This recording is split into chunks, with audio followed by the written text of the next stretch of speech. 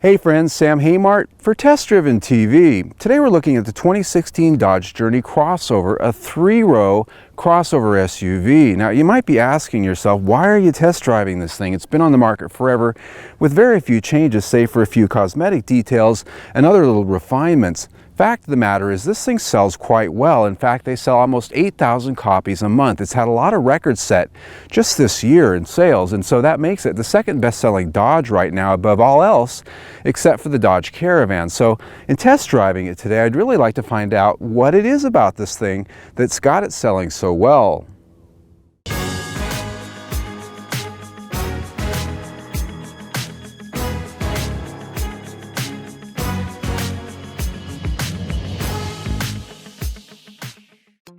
Like the Dodge Caravan, the Journey is one of the last vehicles that was designed in Chrysler's pre-bankruptcy era. It came on the market in 2008 as a 2009 model and hasn't changed a lot visually since then, except for a few details.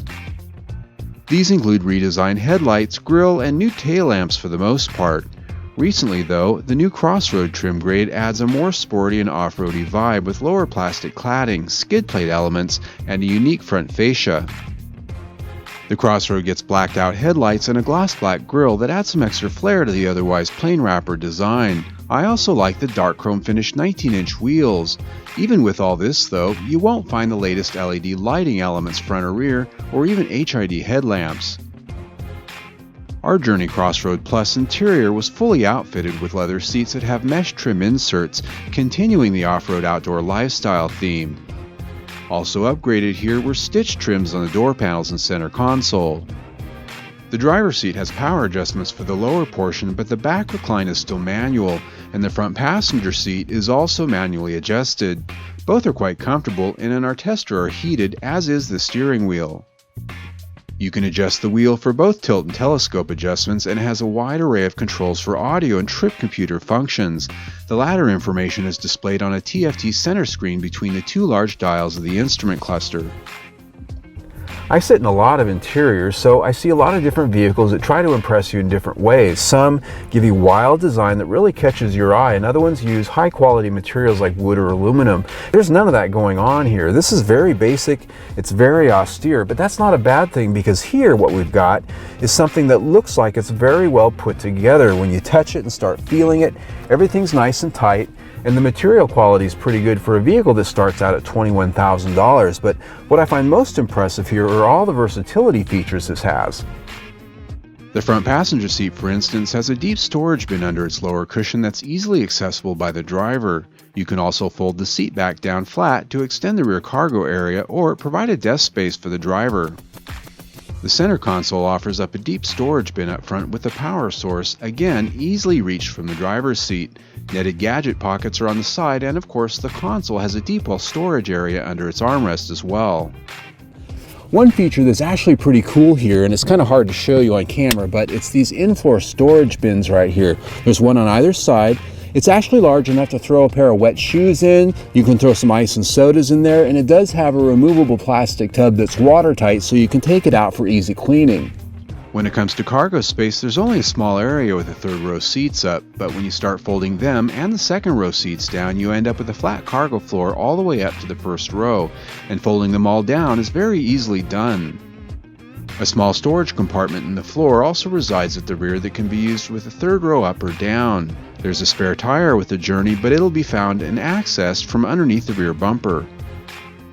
Rear seat passengers are going to find that there's plenty of space back here. As you can see, I've got lots of leg room. These seats up here are only about halfway forward and back, so they can come back a little more and they can go forward a lot more as well. Now these seats actually adjust quite a bit. They can slide fore and aft, and you've got the rear reclining function here on both sides. Very cool. There's rear AC and the controls are here. One thing that's pretty neat that's optioned on this one is the booster seat here. Now this is on both sides, there's two of them, and it's actually something that's required by law in some states, a booster seat. This is built in, you don't have to go buy some aftermarket product. Getting in and out of the back with people or cargo is almost as good as a minivan, because the Journey's rear doors swing open nearly 90 degrees, and on both sides the second row seats slide forward for easy access to the third row.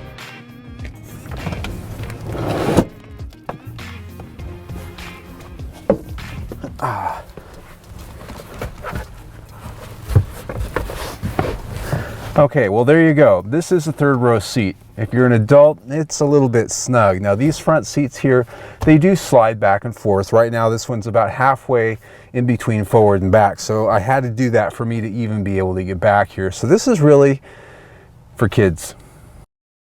Those third row seat backs do have a recline adjustment, by the way, which helps, but like the second row seats, they're flat and stiff, not as comfortable as we'd like for the long trips. In the big picture, though, this interior offers a lot of practicality and versatility for a vehicle of its size and price. It's simple and basic, but put together better than some vehicles we test that cost a lot more. Thus, this interior earns 4 or 5 stars. Being fully optioned, our Journey has the 8.4-inch touchscreen infotainment system with Garmin navigation, satellite radio, and Uconnect features. The system works exceptionally well in all areas of use. Its sound is reasonably good. Using the navigation system is easy. Its graphics and menus are clear and easy to understand, and it responds well to your touch inputs. It also displays the rear backup camera images very clearly. Even though the technologies here are found in a humble Dodge, this infotainment system is one of the top 5 on the market in my opinion, bringing the technology score for the Journey to 4 or 5 stars. Under the hood comes a standard 2.4-liter 4-cylinder engine with 173 horsepower, but ours was optioned with a 283 horsepower 3.6-liter Pentastar V6 with a 6-speed automatic transmission and all-wheel drive. Full steam ahead.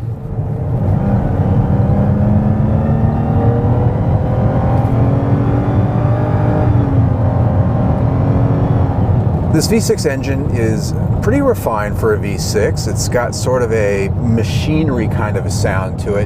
But the big thing I noticed here is that this transmission isn't very deliberative about giving you downshifts when you floor it. It just sort of lackadaisically does its thing. Not a bad thing. This isn't supposed to be a hot rod, a high performance vehicle, but if you do want that sort of thing, you can put it in the manual shift gate and shift manually for yourself, or at least give it some suggestions. But what I will say is this: the power is really something that you're going to want to have if you're going to use this vehicle for carrying a full load of passengers often, or if you're going to be going camping with a lot of gear. That's really where you want to option this engine. The base 4-cylinder is probably going to be enough for most people unless you have a full load all the time. You might find the V6 a good way to spend your money there, but if you're looking for something that's for high performance driving, that really isn't what this vehicle is about. As tested, our Journey with the V6 and all-wheel drive is rated by the EPA at 16 mpg city and 24 mpg highway. It has a rating of 19 mpg combined by the government, and in our time testing it, we did achieve exactly that, 19 mpg. Even though it met its promised mpg target, it's still a bit on the thirsty side competitively, and if we had any improvements to ask for, it would be a transmission that was a bit more on the ball to downshift when asked. Overall, though, this powertrain still scores well at 4 or 5 stars. Riding down the highway in this, my first read on it's that it really sort of feels like a minivan, and I don't mean that in a bad way. It's just really about the view over the dash, the view out the rear view mirror here. It just feels like a minivan. That doesn't mean, of course, that this thing handles like one. It's actually got a pretty firm suspension that feels pretty tight. In that way, I'm impressed, because a lot of times when you get a vehicle that starts around $21,000 and then you load it up with options, you still feel that base grade chassis underneath it all, but I'm not getting that here. This feels its price at $35,000, which means at $21,000 it really feels very close to the same way, and that's impressive. It feels solid. It's pretty quiet in here, and I'm getting not a single rattle or squeak as I'm driving down the road, and that's a very good thing. It is worth noting that the Crossroad does have an upgraded suspension package which has unique shock and spring tuning for more aggressive use. Its all-wheel drive is an on-demand system which operates in front-wheel drive most of the time to save fuel, but can send power to the rear wheels whenever it's needed. I'm out here on my favorite desert washboard road, seeing how well buttoned down this chassis is and seeing how well it handles the rhythmic vibration of this road. This is a road that can actually make even some of the best SUVs out there feel like a total pile, and so what I'm finding out here is that the suspension is pretty tight. I'm not getting any vibration in the chassis. I'm not getting any kickback in the steering. There is a little bit of vibration from the washboard surface that's resonating through here into the structure some of the trims in here, I'm getting a little bit of a vibration through, but it's not too terribly bad. Out here on a more challenging trail with some bigger rocks and bumps and things like that, some of these bumps and some of these ruts are actually crashing through a little bit harder than I would expect in something a little bit more robust. But it's got reasonable ground clearance, and it's nimble enough out here that it's plenty capable if you're going to be bringing this out to sort of a hidden camping spot, or if you just like exploring a little bit out in nature. This is a vehicle that, even though it doesn't have a lot of high-intensity off-road toys in its chassis and locking and traction and things like that, it has the ability to come out here beyond the pavement a little bit further than your average sedan would. And after all, it's marketed to us like that, so it's certainly better be able to come out here and drive over a few rocks. With 7.3 inches of ground clearance, it's above what most cars offer up, which affords some extra capabilities, but the Journey Crossroad isn't aimed at the avid off-roader. This is a package more for the occasional adventurer or the snowbelt driver. Even still, its chassis earns 4 or 5 stars.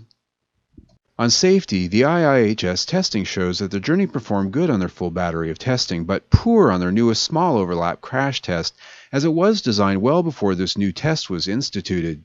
This showing and the absence of crash prevention systems make it ineligible for IIHS top safety pick status. In our final analysis of rating vehicles, we always look for fit and finish inside and out, the feel of the materials, and we slam the doors to listen to how solid they are. Other than some minor resonance and rattles on the washboard road, the Journey is well put together and feels exceptionally solid. Therefore, it earns 4 or 5 stars in quality feel. As I round it up for the Dodge Journey, I have to say I'm pretty impressed, and that's not because it has the latest whiz-bang features, doesn't have the latest styling, but because it's well built, it's solid, and it has a ton of versatility for its price. Now the price on this one here, as you can see, we're at $35,000. This one is pretty well fully loaded. You can spend a little bit more, but we're pretty much topped out here.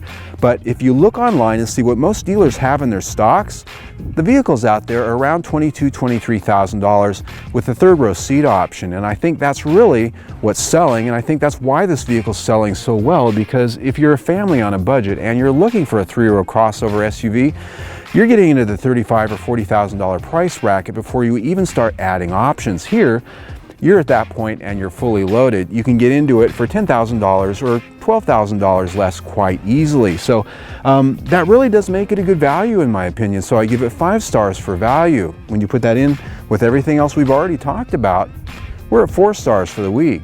I'm Sam Haymart for Test Driven TV. I hope you enjoyed the ride. Fun fact about the Dodge Journey, it's built in a plant in Mexico, the very same plant where the Fiat 500's built, the cute little Fiat 500. But even more interesting than that is that Fiat sells a version of this called the Fremont in other countries. Now, they don't sell it in the United States, but Dodge even sells this vehicle around the world in several countries. This is one of the most global vehicles that Dodge makes. I just thought that was interesting. Now, if you like the test drive you just saw, click on the link right there on your screen and subscribe to our YouTube channel. We test drive 1, sometimes 2 cars every single week, plus we have a new video almost every single day. So there's always something new. So stay tuned.